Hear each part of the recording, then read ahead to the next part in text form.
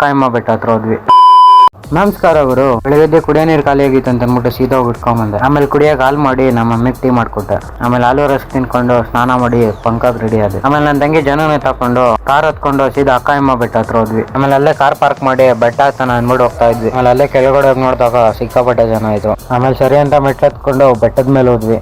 ಬೆಟ್ಟ ಮೇಲೆ ಹೋಗಿ ನೋಡಿದಾಗ ವ್ಯೂ ಅಂತೂ ಮಸ್ತಾಗಿ ಕಾಣಿಸ್ತಾ ಇತ್ತು. ಆಮೇಲೆ ಅಲ್ಲಿಂದ ಸೀದಾ ನಡ್ಕೊಂಡು ಹೋಗ್ತಾ ಪೂಜಾ ಸಾಮಾನು ತಗೊಂಡ್ವಿ. ಸರಿ ಅಂತ ಪೂಜಾ ಸಾಮಾನು ತಗೊಂಡು ದೇವಸ್ಥಾನ ಹತ್ರ ಹೋದ್ವಿ. ಫಸ್ಟ್ ಮುನೇಶ್ವರ ದೇವ್ರದ್ದು ದರ್ಶನ ಮಾಡಬೇಕು ಅಂತಾಗ ಫುಲ್ ಕ್ಯೂ ಇದ್ರು. ಆಮೇಲೆ ದರ್ಶನ ಮಾಡ್ಕೊಂಡು ಸೀದಾ ಅಕ್ಕ ದೇವಿ ದರ್ಶನ ಮಾಡಕ್ ಹೋದ್ವಿ. ಅಲ್ಲೂ ಕೂಡ ಫುಲ್ ಕ್ಯೂ ಇತ್ತು. ಆಮೇಲೆ ಕ್ಯೂ ಎಲ್ಲ ದಾಟ್ಕೊಂಡು ದೇವಿ ದರ್ಶನ ಮಾಡ್ಕೊಂಡ್ವಿ. ದರ್ಶನ ಮಾಡ್ಕೊಂಡು ಹೊಟ್ಟೆ ಸಿತ್ತು ಅಂದ್ಬಿಟ್ಟು ಸೀದಾ ಊಟ ಮಾಡ್ಕೊಂಡ್ವಿ. ಆಮೇಲೆ ಊಟ ದರ್ಶನ ಎಲ್ಲ ಮುಗಿಸ್ಕೊಂಡು ಮೆಟ್ಲು ಇಳ್ಕೊಂಡು ಸೀದಾ ಕೆಳಗಡೆಗೆ ಹೋದ್ವಿ. ಆಮೇಲೆ ಸರಿ ಅಂತ ಕಾರ್ ಹತ್ಕೊಂಡು ಮನೆಗ್ ಬಂದ್ವಿ. ಆಮೇಲೆ ನಿದ್ದೆ ಮಾಡಿದ್ವಿ. ಮತ್ತೆ ಜಾನ ತಕೊಂಡು ಕಾರ್ ಹತ್ಕೊಂಡು ಸೀದಾ ದೇವನಹಳ್ಳಿ ಆರ್ಚ್ ಹತ್ರ ಇಳ್ಕೊಂಡ್ವಿ. ಆಮೇಲೆ ಅದ್ರ ಆಪೋಸಿಟ್ ರೋಡ್ ನಡ್ಕೊಂಡು ಹೋಗ್ತಾ ಸೀದಾ ಆನಂದ್ ರೆಡಿಮೇಡ್ಸ್ ಅಂಗಡಿ ಹತ್ರ ಹೋದ್ವಿ. ಆಮೇಲೆ 2 ಜೊತೆ ಬಟ್ಟೆ ತಗೊಂಡು ಸೀದಾ ಹೋಟ್ಲು ಹೋಗಿ ಪೂರಿ ತಿನ್ಕೊಂಡ್ವಿ. ಆಮೇಲೆ ಅಲ್ಲಿಂದ ಸೀದಾ ನಡ್ಕೊಂಡು ಬಸ್ ಸ್ಟಾಪ್ ಹತ್ರ ಹೋದ್ವಿ. ಆಮೇಲೆ ನಮ್ ಚಿಕ್ಕಪ್ಪ ಅಲ್ಲೇ ಕಾರ್ ಎತ್ಕೊಂಡ್ಬಂತು. ಆಮೇಲೆ ಊರ್ಗ್ ಹೋಗ್ತಾ ಹಂಗೆ ನಾನು ನಮ್ ಜನ ತರ್ಲೆ ಮಾಡ್ಕೊಂಡು ಸೀದಾ ಮನೆಗ್ ಬಂದ್ವಿ.